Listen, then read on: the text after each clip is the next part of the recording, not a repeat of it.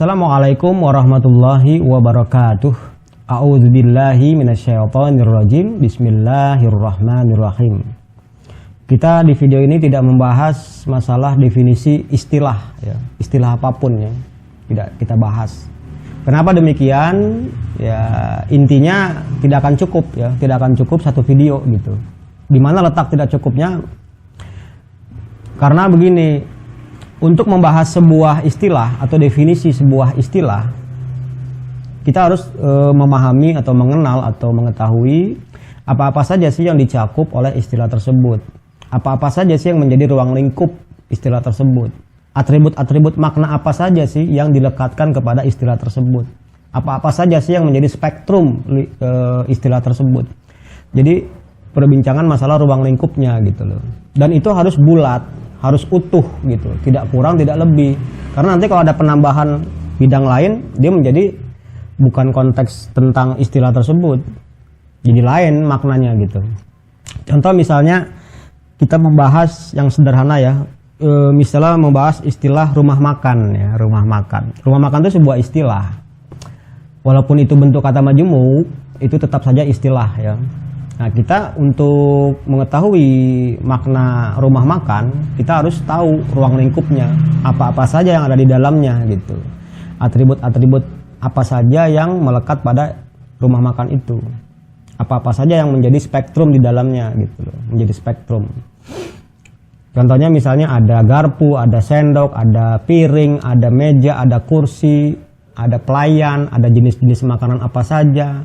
Juga disertai bukti ya, keberadaan bukti, orang sedang membeli, orang menerima uang, orang memberikan uang dan sebagainya, hingga itu memberikan gambaran makna kepada kita. Oh, itulah rumah makan. Jadi intinya harus ada ruang lingkup ya. Ruang lingkup yang cukup dan terpenuhi itu. Juga keberadaan bukti, sehingga kesemuanya itu memberikan gambaran makna kepada kita. Oh, itu klop gitu, dan bisa digunakan maknanya seperti itu ya. Makanya kenapa kita tidak membahas masalah istilah, tapi nanti diberikan contoh pembahasan istilah ya, agar kita ini itu sebagai yang menyemangati kita dalam hal melanjutkan pencarian istilah tersebut maknanya ya. Nah, contoh lagi misalnya ada kata yang satu kata bisa berbagai atau beberapa makna di dalamnya itu ya. Contoh istilah makan. Istilah makan itu sebuah istilah ya. Nah, kita bisa mengetahui istilah makan, makna dari makan itu manakala ada kalimat misalnya saya mau makan dulu gitu. Saya mau makan dulu. Nah, disertai keberadaan bukti orang sedang makan ya. Sampai itu memberikan gambaran makna kepada kita. Oh, makan itu seperti itu. Berarti makan itu adalah memasukkan sesuatu ke dalam mulut dan memprosesnya ke dalam tubuh. Nah, itulah makna makan ya. Tetapi makna makan ini pun, istilah makan ini pun, bila digunakan oleh orang yang bermain catur, nah, main catur, itu maknanya bukan lagi memasukkan sesuatu ke dalam mulut dan memprosesnya ke dalam tubuh, tetapi bermakna sama dengan bisa menggeser, bisa menggantikan posisi buah catur dan sebagainya, yang jelas bukan memasukkan sesuatu ke dalam mulut dan memprosesnya ke dalam tubuh gitu ya. Bahkan kalau makan itu digunakan oleh lingkungan persepak bolaan misalnya. Persepak bolaan. Kan ada istilah misalnya kalimat gua makan lu gitu. Gua makan lu. Ada makan di situ. Tentunya artinya bukan menggeser atau menggantikan posisi buah catur atau memasukkan sesuatu ke dalam mulut dan memprosesnya ke dalam tubuh. Tetapi artinya bisa mencekal, bisa menjegal, bisa menghajar, bisa menendang dan sebagainya. Yang jelas maknanya berbeda gitu ya. Nah, itu satu kata istilah. Makan saja sudah memberikan beberapa makna ya. Gitu. Itu dalam membahas satu istilah saja banyak ya, ininya pembahasannya banyak gitu. Cakupan-cakupannya apa-apa saja yang dicakup oleh kata itu. Tapi kita ambil contoh misalnya istilah al-Islam ya, Islam. Nah, Islam ini sudah banyak didengar dan tidak asing lagi ya, tidak asing lagi di bangsa Indonesia terutama dan umumnya di dunia ya. Tetapi ketika orang mendengar Islam itu persepsinya macam-macam. Bahkan sekarang ini sudah taraf kepada Islam itu menakutkan ya. Makanya ada bahasa, ada istilah Islam teroris, Islam fobia, Islam radikal dan sebagainya, Islam A, Islam B, Islam pulan dan sebagainya ya. Aliran ini, aliran itu banyak ya. Jadi seolah-olah secara tidak langsung itu bahwa berbicara Islam itu adalah berbicara perihal atribut makna atau atribut apapun yang dilekatkan kepada orang atau organisasi atau lembaga gitu ya. Seolah seperti itu. Padahal bicara Islam itu bukan bicara masalah itu. Kita bisa lihat buktinya dalam ayat atau kalimat waraditu lakumul Islam dina. Nah, itu ya. Itu satu kalimat, tetapi ada kata al-Islam di situ. Al-Islama dina ya. Waraditu lakumul Islama dina. Nah, al-Islam di kalimat itu berbaris fathah akhir ya. Dia mansub ya. Fungsi mansub itu bisa objek, bisa hal dan sebagainya ya. Nah, itu konteksnya itu sebagai objek dari kata kerja atau keterangan kerja ya. Apa kata kerjanya? Yaitu raditu. Nah, raditu itu dari kata kerja 3 huruf pokok, rodiya ya rado ridon, artinya sama dengan menyukai, menyenangi, meridoi ya, itu sama ya. Nanti subjeknya ana di situ, roditu, ana di situ, saya, aku ya. Dilihat dari di tasrif 14 ya, kalau belajar tata bahasa itu tasrif 14. Rodiya, rodiya, rodu, rodiyat, rodiyata, rodina. Rodita, rodituma, roditum, roditi, rodituma, roditunna, roditu, rodina. Nah, tu-nya itu roditu, ana di situ. Rodina, nahnu, kami. Jadi ana tuh saya, aku. Jadi aku meridoi gitu. Aku menyenangi, aku menyukai gitu. Apa yang disenangi, apa yang diridoi, ya objeknya yaitu al-Islam tadi kan. Jadi aku meridoi al-Islam. Nah, kata selanjutnya dinan. Dinan itu mansub juga di situ ya, mansub. Tapi dia lepas alif lam, tanpa alif lam. Dia menjadi hal di situ. Hal. Hal dari apa? Hal dari al-Islam gitu. Nah, di sini poinnya gitu. Itu satu kalimat itu kita mendapatkan satu poin. Itu baru satu poinnya. Poinnya apa? Al-Islam perihal din gitu. Jadi berbicara Islam itu berbicara perihal din gitu. Lakum untuk kalian gitu. Li-nya itu li keterangan tujuan. Jadi waraditu lakumul Islam dina, aku meridoi Islam perihal din untuk kalian gitu. Untuk kalian tuh jamak ya, antum di situ. Bahkan di ayat lain nanti rahmatan lil alamin, nanti ada ayatnya di situ ya. Nah, kembali ke situ tadi, untuk membahas al-Islam itu harus mendapatkan poin-poin yang dilekatkan kepada al-Islam. Contohnya itu tadi ya, din sebagai perihal dari al-Islam. Jadi bicara al-Islam berbicara perihal din gitu. Otomatis ngembet juga itu pembahasannya. Apa itu din dulu bahas gitu. Nah, itu bisa dilihat di video Dinul Islam dan logika yang belum selesai ya. Silakan nanti dilihatlah itu videonya. Di situ ada penjelasan ad-dinu sama dengan at-tadbiru, sama dengan pengaturan. Kata kerjanya dipakai oleh kalimat dalam ayat yudabbirul amro minas samai ilal ardi gitu. Dia Allah mengatur urusan apa yang semua urusan dari mulai yang ada di langit sampai kepada ada yang ada di bumi ya. Yudabbirul amro minas samai ilal ardi. Nah, itu kata kerjanya yudabiru, mengatur.